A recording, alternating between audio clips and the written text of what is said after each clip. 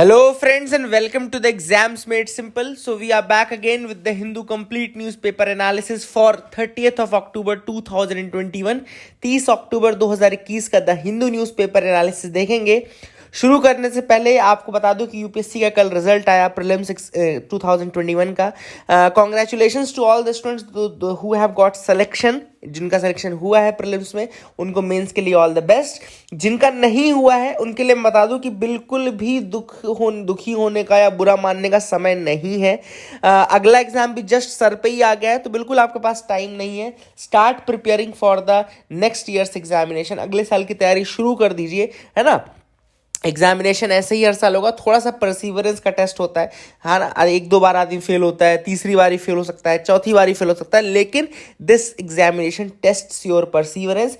जो लोग 3-4 बार दे चुके हैं और अभी अगर फेल हो रहे हैं तो थोड़ा सा आपको अल्टरनेटिव्स भी देखने की जरूरत है। अगर 3 से 4 बार अगर आप फेल हो चुके हैं right now, so just look for some alternatives, है ना, उनको भी देखिए साथ साथ। ऐसा नहीं कि यूपीएससी को छोड़ के, लेकिन हाँ, you have to shift towards other, diversify your scope of examination and all, लेकिन keep preparing for the examination. अच्छा रहेगा अगर आप आज से ही शुरू कर दें और वेट ना करें उस टाइम का कि लास्ट में फिर से पैनिक की तरह और लास्ट तक ईयर जैसी आपकी तैयारी रहे। तो just start the examination and तैयारी शुरू कर दीजिए। जिनको हमारा यूपीएससी का जो हमने कोर्स स्टार्ट किया इस बार का, प्रीलिम्स का कॉम्बिनेशन पैक स्टार्ट किया है, एंड उसमें मैंने आपको पहले बताया था कि उसमें पूरा करंट अफेयर्स आपके प्रीलिम्स पॉइंट ऑफ व्यू से तो कवर ही होगा, मेंस पॉइंट ऑफ व्यू से भी उसको कवर किया जाएगा। From after the prelims examination वो पूरा मेंस तक, मतलब पूरा साल भर का ही ये कोर्स रहेगा, लगभग अगले मेंस तक चलेगा। इसके अलावा इसमें मैंने ऐसे राइटिंग के जो भी अभी ऐसे राइटिंग होने वाली है, ऐसे राइटिंग वो सारी चीज़ें उनकी 10 क्लासेस इंक्लूड की हैं, और इसमें 5 फुल लेंथ टेस्ट भी इंक्लूड किए हैं, ताकि थोड़ा सा आपको आइडिया हर चीज़ का मिल जाए। मैं आपको पूरा इस तरह से एक कॉम्बो पैक बनाया है, और इसमें इकोनॉमिक सर्वे भी कवर किया जाएगा। सो ये अगर आप ज्वाइन करना चाहते हैं तो नीचे डिस्क्रिप्शन और कमेंट सेक्शन में इसकी लिंक दी हुई है, आप वहां से जाकर के इसके बारे में और डिटेल भी पढ़ सकते हैं और उसको ज्वाइन भी कर सकते हैं, ठीक है ना। So that will be from our side. Start करते हैं सबसे पहले आज के सवालों के साथ, जिनके जवाब आपको देना है। पहला सवाल है Eagle Nest wildlife century. Eagle Nest wildlife century के बारे में बताना है आपको, कौन से स्टेट में है Eagle Nest wildlife sanctuary, कौन से स्टेट में है। Option are A Orissa, B West Bengal, C Sikkim या D Arunachal Pradesh. This is question number 1। Question number 2 है greenhouse gas bulletin report. Greenhouse gas bulletin report कौन निकालता है। ऑप्शंस आपके सामने, Indian meteorological department, international panel for climate change, world meteorological organization या Greenpeace. तो आपको बताना है कि ये green house gas bulletin report कौन निकालता है, ठीक है ना। क्वेश्चन नंबर 3 है Shri Krishna committee. Shri Krishna committee was in news. आपको बताना है कि श्री कृष्णा कमेटी न्यूज में थी, तो आपको ये बताना है कि ये किससे रिलेटेड है। Options are a to examine issues related to the data protection, second is formulation of food policy in the long term, तीसरा है unemployment and public welfare, and चौथा है to look into the GST revenue shortfall faced by the state. तो ये 3 सवाल थे। Answers मैं आपको बता दूं, जैसे तीसरा सवाल है श्री कृष्णा कमेटी रिलेटेड है किससे, तो आपको पता है कि डेटा प्रोटेक्शन से रिलेटेड है, ये कमेटी बनाई गई थी डेटा प्रोटेक्शन के लिए, ठीक है ना। पहला जैसे सवाल टफ सवाल है। दूसरा तो मैंने आपको कल ही पढ़ाया था ना, green house gas bulletin report परसों पढ़ाई थी। अगर आप बता सके तो that will be very good, है ना। तो ये केवल इसका आंसर आपको बताऊंगा नहीं, ये आप ऐसे ही बताइए green house gas bulletin report कौन निकालता है। पहला थोड़ा नया है इसलिए मैं आपको बताता हूँ। Eagle Nest wildlife century कहाँ पे लोकेटेड है, ये अरुणाचल प्रदेश में लोकेटेड है। Eagle Nest wildlife sanctuary Arunachal Pradesh में लोकेटेड है। इनको भी याद करते जाया करो जो भी बताता हूँ, क्योंकि कई बार मैच द कॉलम टाइप से यूपीएससी पूछ सकता है। अब आज का mains question of the day जो है बहुत ही प्यारा है। Mains question of the day अगर आप लिखें तो बहुत अच्छा रहेगा। Can we support Pakistan and burst crackers और chant Pakistan zindabad in an India versus Pakistan cricket match, critically analyse. क्या कोई व्यक्ति ऐसा है जिसको मतलब फ्रीडम के नाम पे या लिबर्टी के नाम पे, can you support Pakistan first thing, और इसके साथ साथ you can burst crackers in India, और इसके साथ साथ you can chant Pakistan zindabad in India. आपको बताना है कि क्या ये सारी चीजें की जा सकती हैं।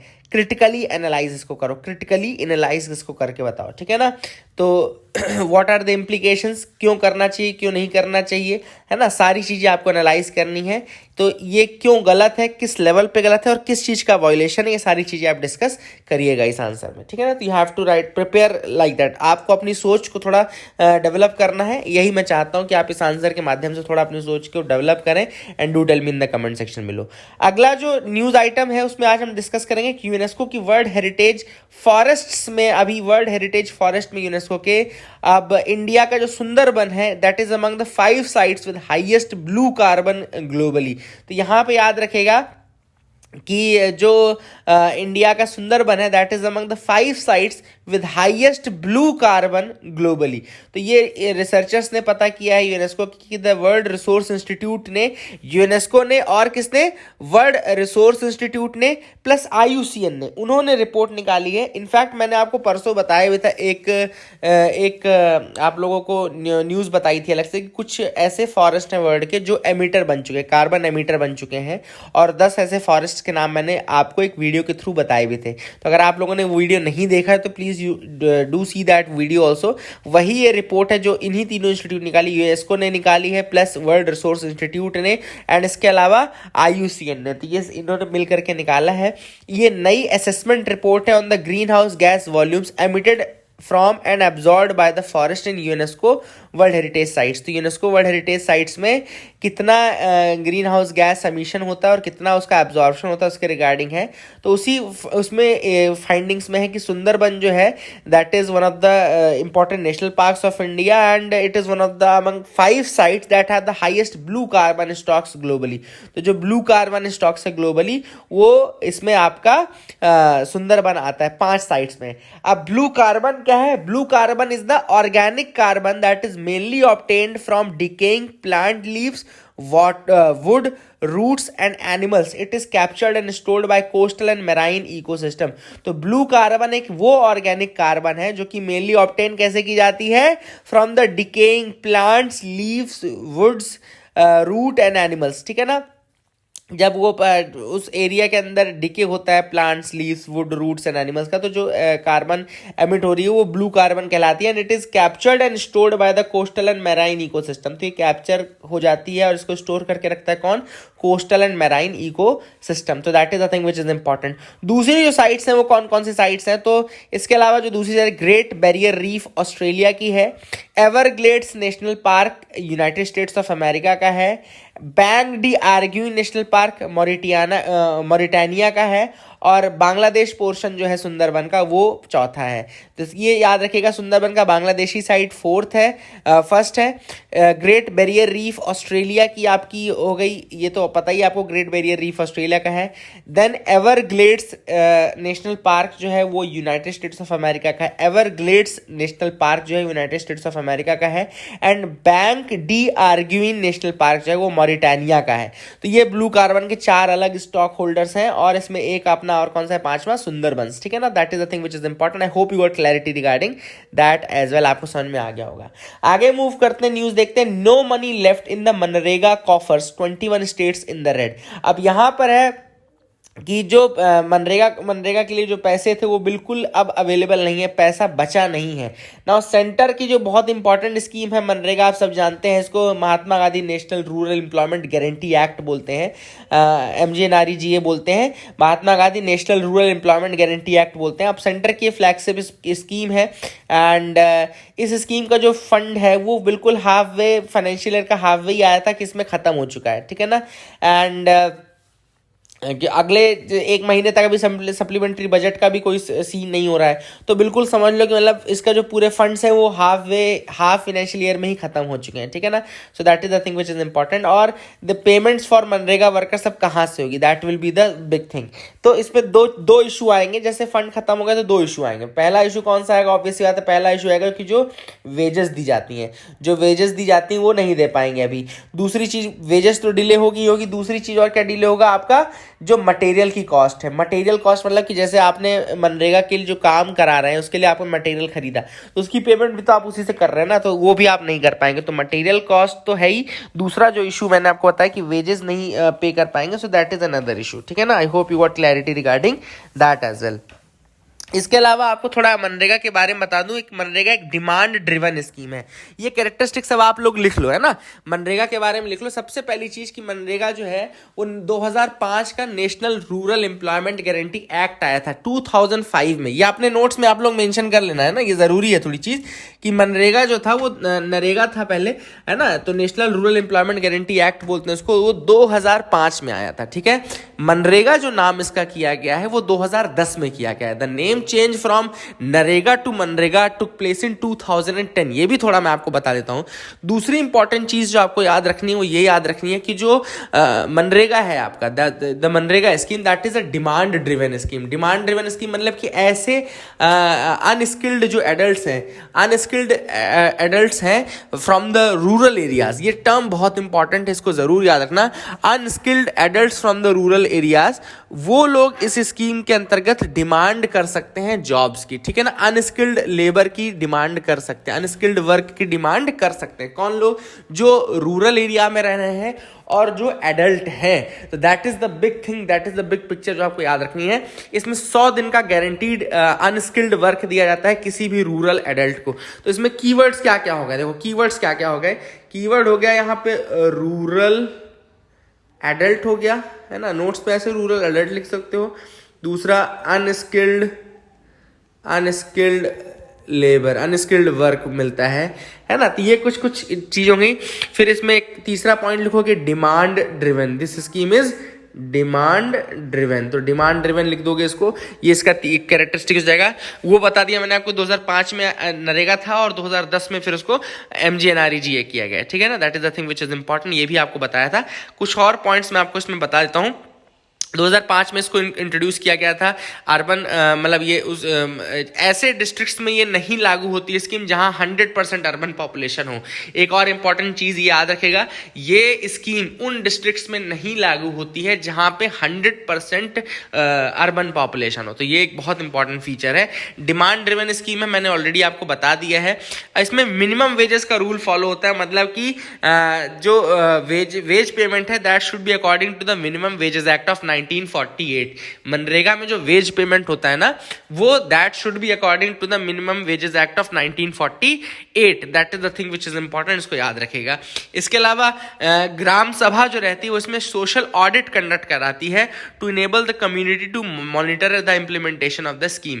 ग्राम सभा का एक बहुत बड़ी रिस्पॉन्सिबिलिटी है इस स्कीम के अंतर्गत सोशल ऑडिट करने का। तो ये टर्म भी लिख लेना, मनरेगा का बहुत इंपॉर्टेंट फीचर है जो सोशल ऑडिट है ना, वो मनरेगा का बहुत इंपॉर्टेंट फीचर है।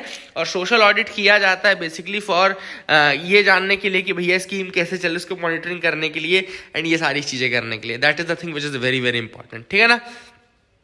इसके अलावा इसमें जो मैंडेट है वो ग्राम पंचायत को ये मैंडेट दिया गया है कि आपको 15 दिनों तक वर्क एप्लीकेशन आने के 15 दिनों के अंदर आपको एम्प्लॉयमेंट प्रोवाइड करना है। That is another important point, ये भी आप लिख लीजिएगा कि जैसे किसी बंदे ने डिमांड की जॉब की, उसके 15 दिन, एप्लीकेशन की डेट के 15 दिन तक आपको उसको जॉब प्रोवाइड करनी है।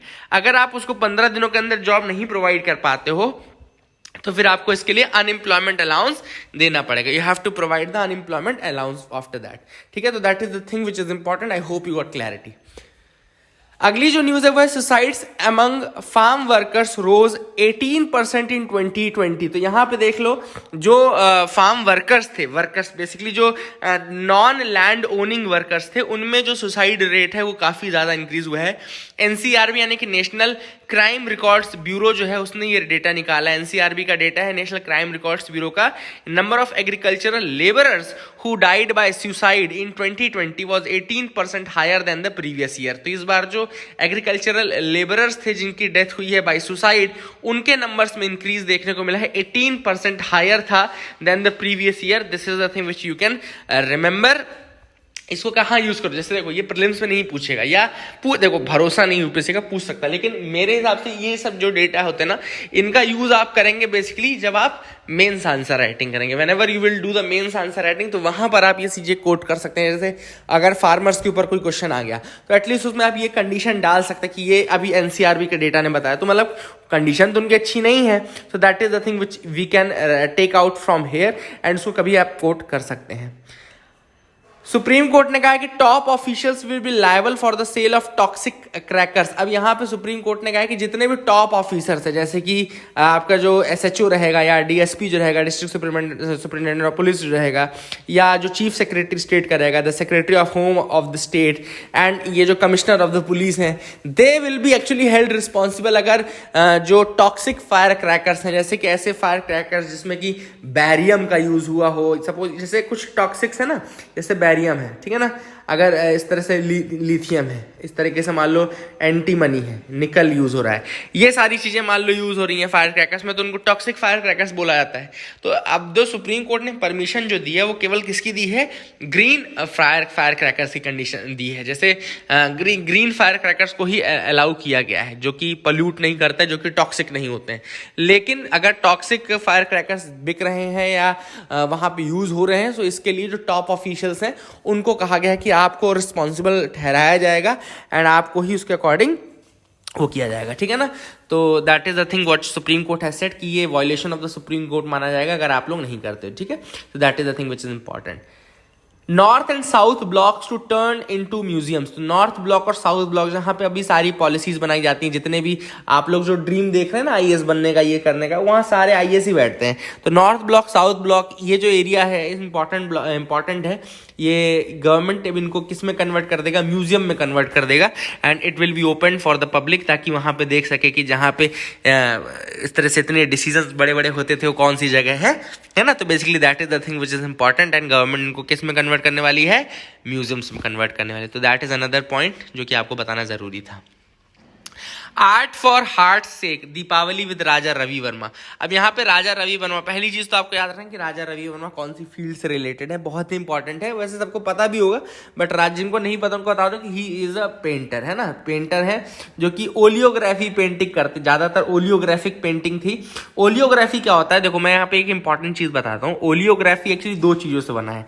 एक तो इसमें टर्म है लिथोग्राफी। लिथोग्राफी मतलब कि पत्थर पे पेंटिंग करना। ओलियोग्राफी में दो चीजें, एक है lithograph plus oil.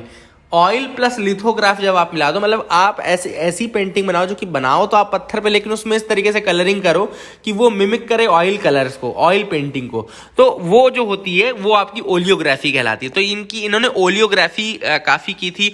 Oil painting में बहुत ज्यादा इनको महारत हासिल मानी जाती है। And Raja Ravi Varma is one of the top most, कहना चाहिए कि he is the father of the modern painting, जो कहते हैं is one of the fathers of the modern painting, आप बोल सकते हैं इनको। बहुत ही ज्यादा अच्छा काम है इनका। And he was the Indian painter and artist. He is considered among the greatest painters in the history of the Indian art. He is one of the greatest in the history of the Indian art. And इनका जो work था वो fusion था European academic art का with purely Indian sensibility, है ना।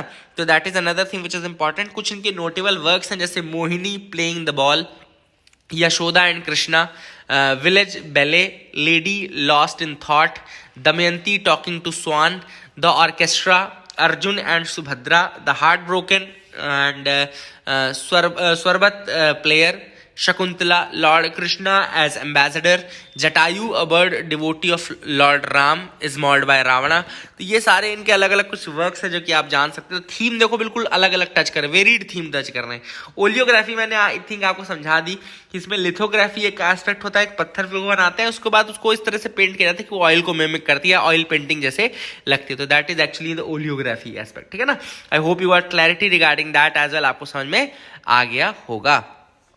आगे move करते हैं, देखते हैं और क्या इंपॉर्टेंट न्यूज आइटम्स है जिनके बारे में हमको डिस्कस करना है। तो you can move with me.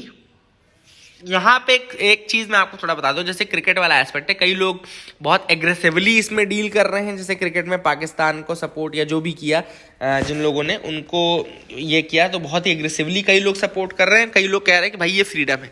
तो एक्चुअली में है क्या, इसके लिए मैंने आज आपको क्वेश्चन भी दिया है, आपको बताना है कि क्या है, क्या सही क्या गलत और क्या वायलेशन है। लेकिन मेरे अकॉर्डिंग, जो मेरा वो है उसके अकॉर्डिंग देखो क्या होता है कि आप सपोर्ट किसको कर रहे हैं वो मैटर नहीं करता है। जैसे दो टीमें हैं, ठीक है, you are supporting team A और you are supporting team B, that doesn't matter, ठीक है।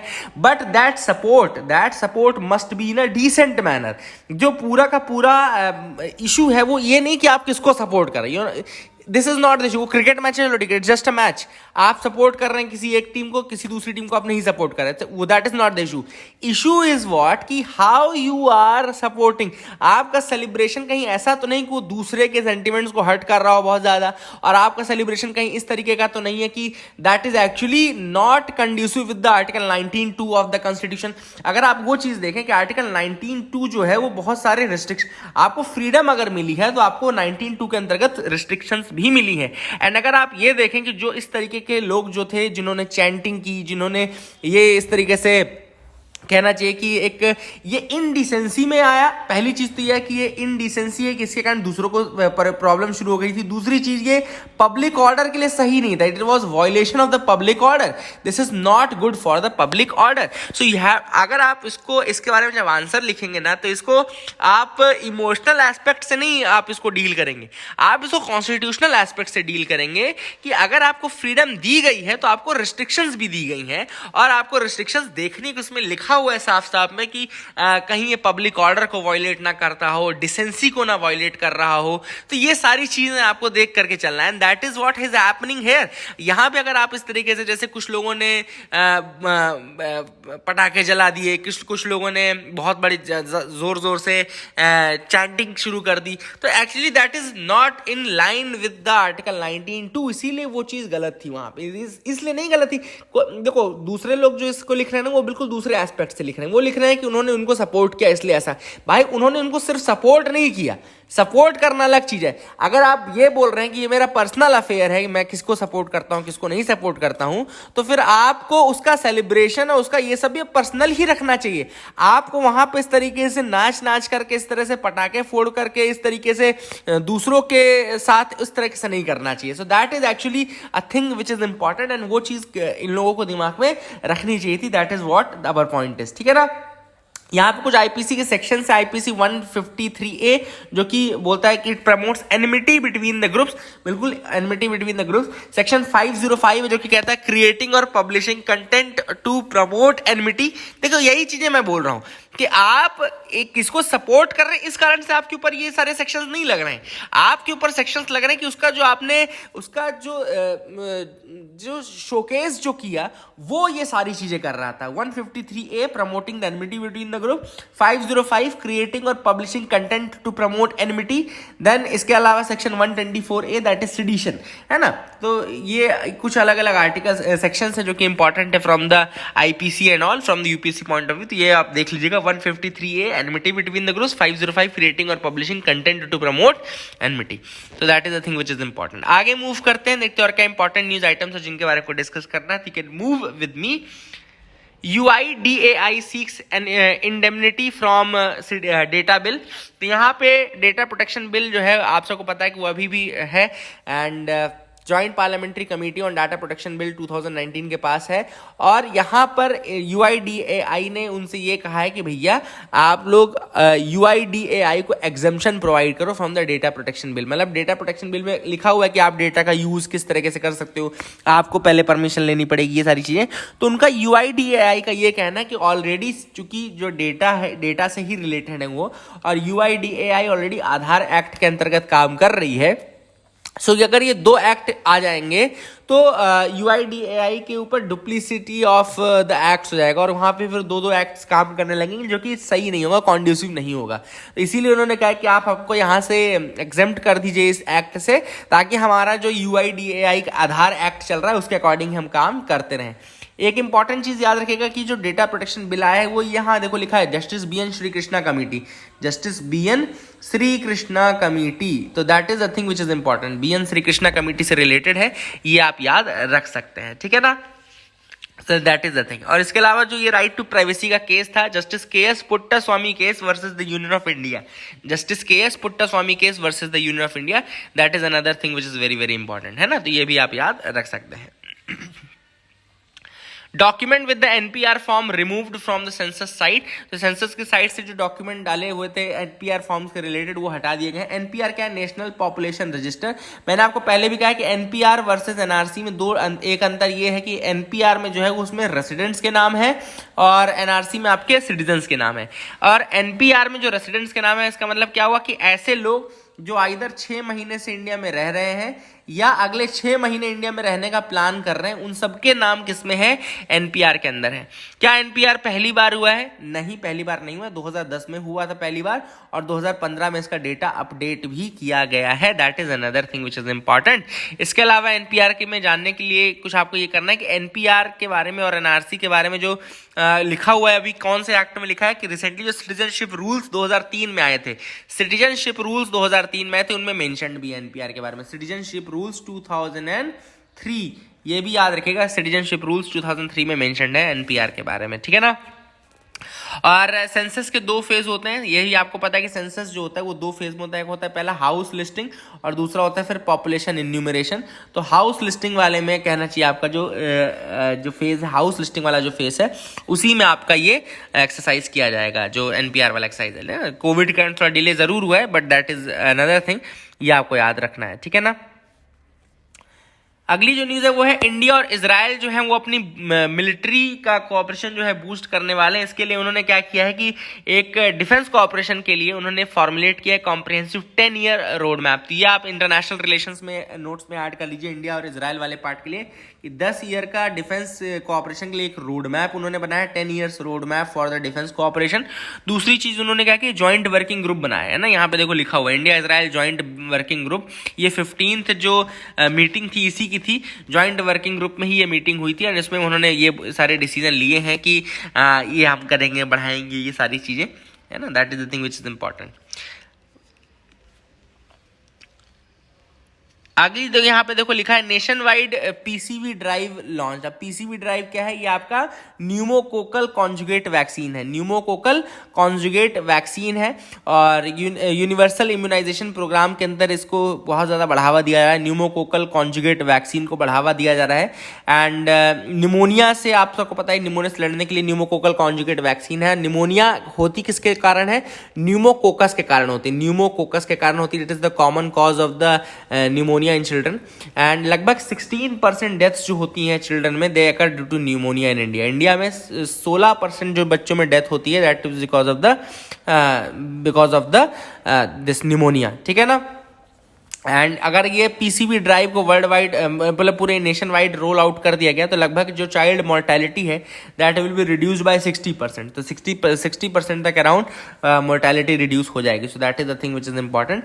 इसमें थोड़ी सी मैं चीज़ें आपको बता देता हूँ जो अलग अलग इसमें थी।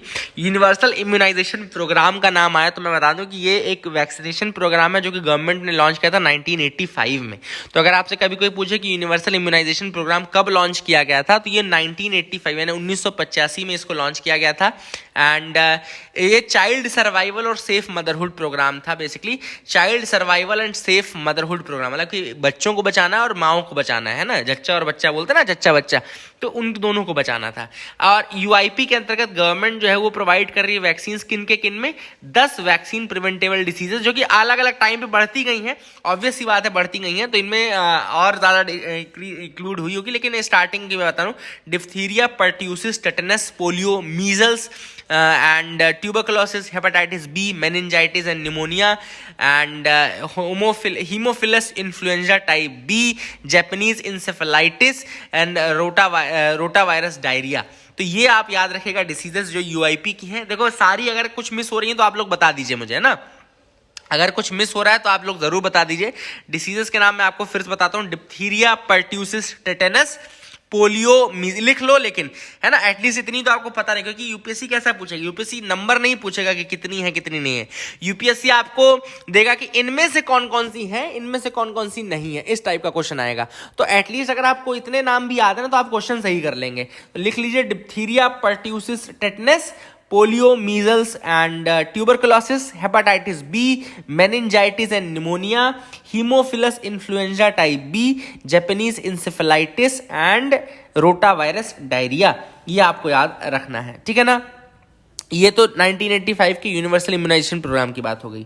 इसके अलावा मिशन इंद्रधनुष भी लॉन्च किया गया था ministry of health and family welfare ने 25 दिसंबर 2014 को, याद रखिएगा 25 दिसंबर 2014 को ministry of health and family welfare ने लॉन्च किया मिशन इंद्रधनुष, ताकि जो इम्यूनाइजेशन प्रोग्राम है, कवरेज है, वो सारे बच्चों तक फैलाया जा सके, ऐसा ना सारे बच्चों को उसके अंदर इंक्लूड करने के लिए किया गया था।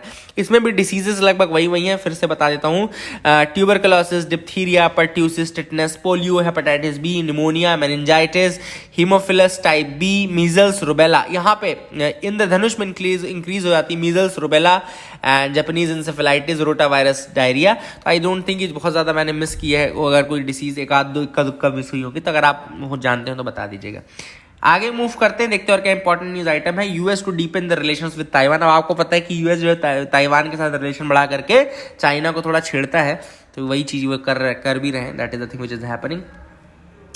आपके लिए सवाल है, कोर सेक्टर्स के नाम बताइए। केवल इस न्यूज का आशय इतना है कि कोर सेक्टर्स के आप नाम बताइए। फिस्कल डेफिसिट मैं आपको बताता हूं, फिस्कल डेफिसिट आप आज लिख लीजिए, है ना, एग्जैक्टली यही लिखिएगा, यही यूपीएससी आपसे पूछेगा भी। फॉर्मूला जो बताऊंगा वही यूपीएससी पूछेगा अगर आपसे पूछेगा।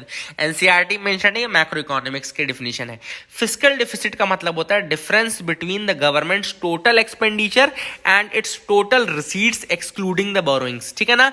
फिस्कल डेफिसिट की सिंपल डेफिनेशन है difference between governments total expenditure, यानी गवर्नमेंट का जितना टोटल एक्सपेंडिचर है उतना माइनस आपका जितना रिसीट है एक्सक्लूडिंग द बोरोइंग्स, मतलब बोरोइंग्स वाला पार्ट नहीं आप करना है, आपको टोटल एक्सपेंडिचर, टोटल आपने खर्चा कितना किया माइनस आपकी रिसीट्स कितनी है एक्सक्लूडिंग द बोरोइंग। मतलब रिसीट पैसा कैसे मिल सकता है आपको, बोरो करके भी तो मिल सकता है ना, तो बोरोइंग वाला पार्ट हम यहां पे इंक्लूड नहीं करते। तो फॉर्मूला जो बनता है ना ग्रॉस फिस्कल डेफिसिट का, देख लो यहां पे फॉर्मूला लिखा हुआ है, ग्रॉस फिस्कल डेफिसिट का फॉर्मूला देखो लिखा हुआ है, ये फॉर्मूला है टोटल एक्सपेंडिचर माइनस, फिर ये ब्रैकेट में है revenue receipts plus non debt creating capital receipts. अब थोड़ा सा मैं आपको बताता हूं, देखो दो चीजें होती हैं।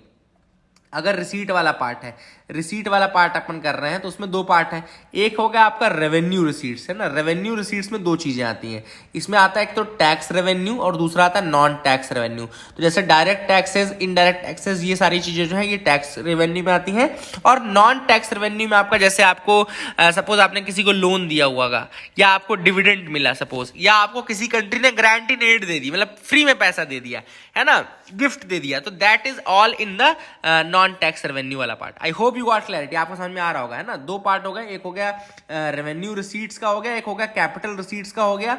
और यहाँ पे रेवेन्यू रिसीट्स के दो पार्ट हो गए, एक हो गया टैक्स रेवेन्यू, दूसरा हो गया नॉन टैक्स रेवेन्यू, है ना। और कैपिटल रिसीट्स में दो हो गई, एक होती है डेट क्रिएटिंग कैपिटल रिसीट्स और दूसरी होती है non debt creating capital receipts. आपने किसी से इंटरेस्ट में लोन ले लिया, अब ये आपके ऊपर एक तरह से डेट हो गया ना, एंड इस तरीके से चीजें जो होती है डेट क्रिएटिंग होती है। कुछ होती है non debt creating capital receipts, मतलब कुछ non debt creating capital receipts होती है, जैसे कि सपोज आपने क्या किया, रिकवरी ऑफ लोन किया in the proceeds from the sale of PSU, आपने पीएसयू बेच दिया जिससे आपको मिला, ठीक है ना। रिकवरी ऑफ लोन किया अगर आपने, है ना, रिकवरी ऑफ लोन, अगर आप लोन की रिकवरी कर रहे हैं, ये आपका non debt creating capital receipt है। रिकवरी ऑफ लोन ये आपका non debt creating capital receipt है, ठीक है ना। तो दैट इज अ थिंग। तो यही फॉर्मूला होता है total expenditure minus revenue receipt, जिसकी हमने ऊपर बात की, tax revenue, non tax revenue, and plus non debt creating capital receipts. Non debt creating, जो डेट क्रिएट ना करे ऐसी कैपिटल रिसीट्स, ठीक है ना। That is the thing which is important. Revenue receipts मैंने आपको बता दिया, नॉन टैक्स रेवेन्यू आपको बता दिया, ठीक है ना, दोनों चीजें आपको बता दी। तो I hope you got clarity regarding this news item as well. अच्छा लगा होगा आपको, है ना। So that is it for the day. Keep loving us, keep sharing us, and do, अगर आपको ज्वाइन करना है तो नीचे लिंक दी हुई है डिस्क्रिप्शन कमेंट में, तो आप वहां से ज्वाइन कर सकते हैं।